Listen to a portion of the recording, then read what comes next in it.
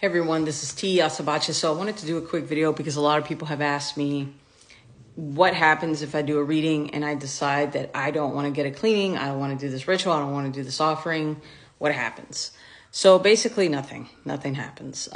So that's just the short answer. So a lot of people will go into a reading simply because they just want information. They just want to find out what's going on, what can they do? What do the spirits see?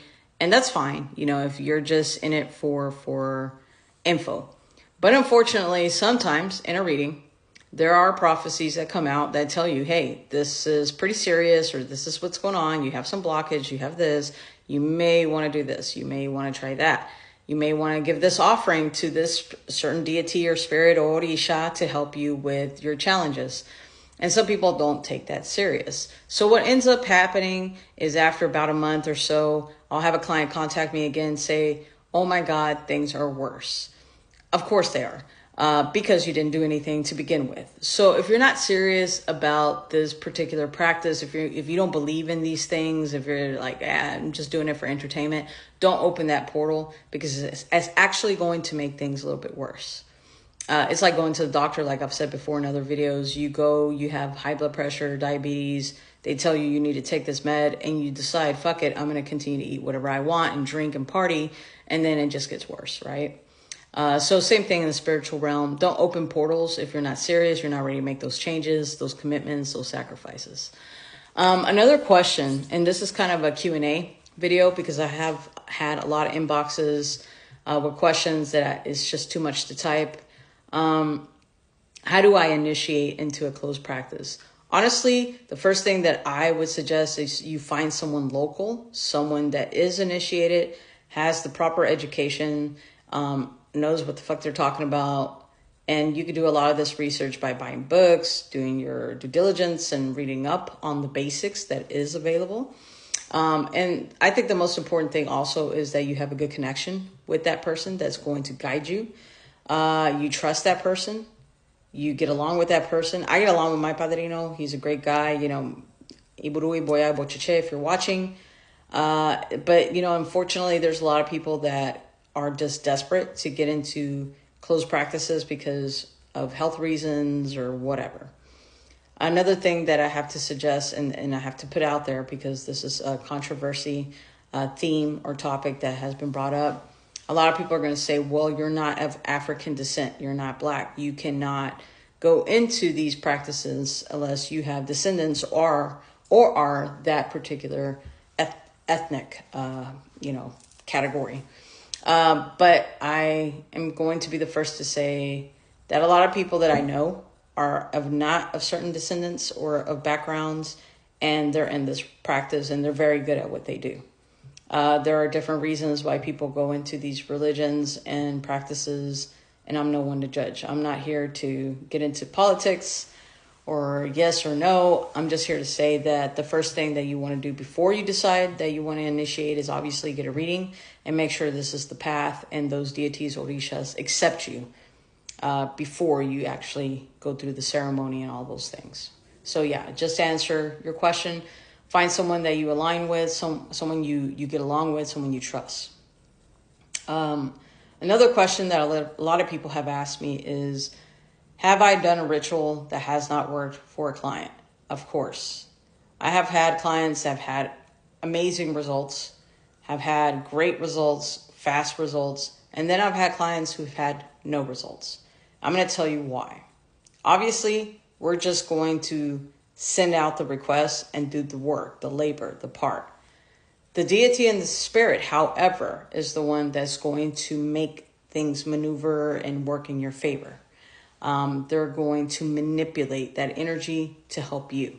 The reason why you might not see results when you work with a practitioner is, number one, the lack of patience. You're impatient, you're negative, you're like, fuck this, it's not working, it's taking too long, and you're constantly just dwelling on the problem and not letting it flow. Metaphysics has a lot to do with this. But you also have to respect the deity and the spirit to let them do their job.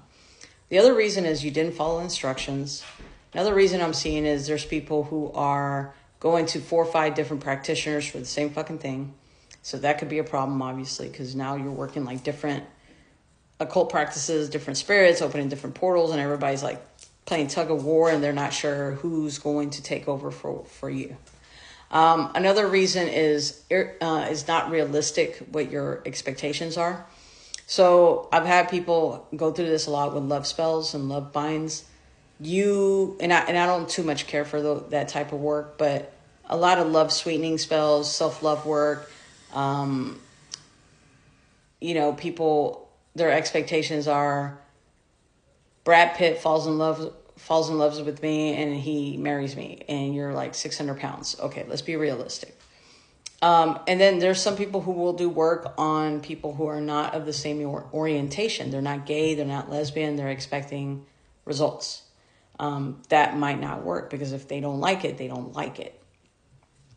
So that's why I don't care too much for love work, because you're trying to manipulate something that not only you, but your spirit guides know it's not for you. They can put someone that is for you. So that's why self-love work is a lot better. You can manipulate the shit out of somebody, but in the long run, they're not going to stay and they're not going to love you. So that's another thing that I've seen a lot, why rituals won't work. You're not following instructions, you're not patient, and then you're not realistic.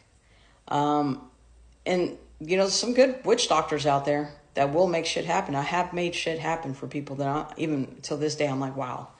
But again, it's not the route you want to go, and it's very costly. Very, very costly. If you think these things are cheap, they're not. Another thing is a lot of people are afraid of occult practices because they think that we believe in the devil and we don't believe in God. We have our God, Udumare.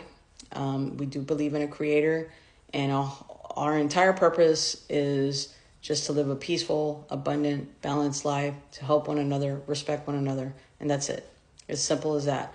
We're not here to harm anyone. There are practitioners that are double-headed. They do practice black magic and things to harm people, not on my channel. So that's just to clarify.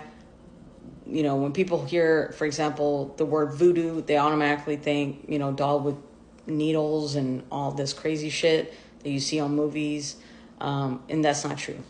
That's not true at all. We need to start educating ourselves a little bit more about occult practices, what their belief system is, and how they work. And then really finally, to wrap up this video, a lot of people have asked me, in occult practices, everybody has a different price. Why is it so expensive? Understand, it is a lot of labor. It is a lot of material. A lot of these ingredients are not cheap. You might find a shaman or a practitioner or a healer that will say, just give me whatever you want.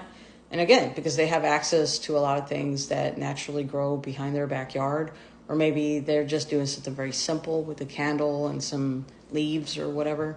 But when you're going into a full-blown practitioner, you're asking for help with a court case to manipulate a judge to be in your favor so you don't go to prison or whatever. Now we're talking about some like real deal material, animals, obviously, because we use that. A lot of things go into it, a lot of labor. And it's not only that they're charging you for the material part, but it's also for their knowledge and their ashe. You're using someone else's altars and deities and spirit guides and taking away their luck, their energy that's for them to give it back to you, to help you.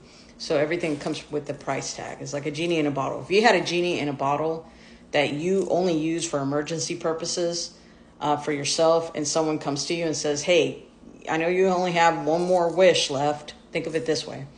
Can you use it for me? It's going to come with a price tag for a lot of people. So at least for me. But that's just to answer some of your questions. I hope that example helps you understand a little bit of why some of these things can be expensive. But yeah, if you have any more Q&As for me, feel free to inbox. I'll put them all together and try to do one summarized video to answer all those questions. Thanks again for watching. Ache bendiciones.